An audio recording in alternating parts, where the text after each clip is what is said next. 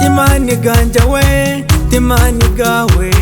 Timaani gitu tweni we kuruko simeruhanga. Timaani ganje, Timaani gawe, Timaani gitu tweni we kuruko simeruhanga. Timwe bantu moku musima ego weza n'ikirungi bintu byone byo tuhirewe Yesu rantangaje bari byawe mbare byanje nyakusingo kwe byatuwa dire toceho rugire iwereba yiwahika ubusinje na rukundo emigisha n'embabazi atari we wezewe tetwakubasize atukorire bikuru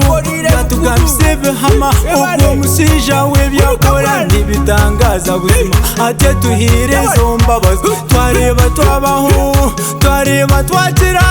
kandi wakiriyo nakora ibyombe kutumbekire atuhira go matungo emodoka twahindura twavukira mwambazi atuhire mirimo twafuna fizi z'abana diguri na masters we yamawe bazifire wabanomanya wakukorire bikuru iwe nkosatizanire tere ngariwe muntu we Timaani ganja we, Timaani gawe, Timaani gitu tweni we kuruko simeruhanga. Timaani ganje, Timaani gawe, Timaani gitu tweni we kuruko simeruhanga.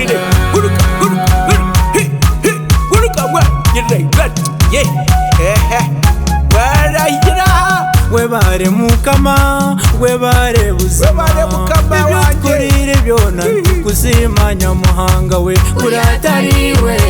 tetwakubasize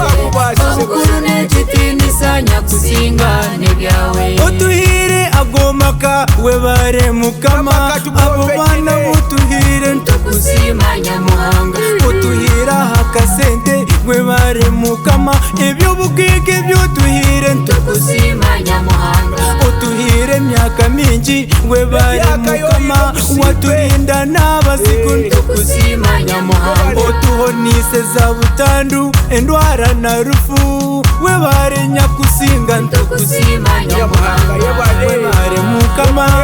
webare buzima ibyo tukorire byona tukuzima nyamuhanga we uratariwe tetwakubasize abukuru n'ekiti nisanya kusingane byawe webare mukama webare buzima ibyo tukorire byona tukuzima nyamuhanga we uratariwe tetwakubasize abukuru n'ekiti nisanya kusingane byawe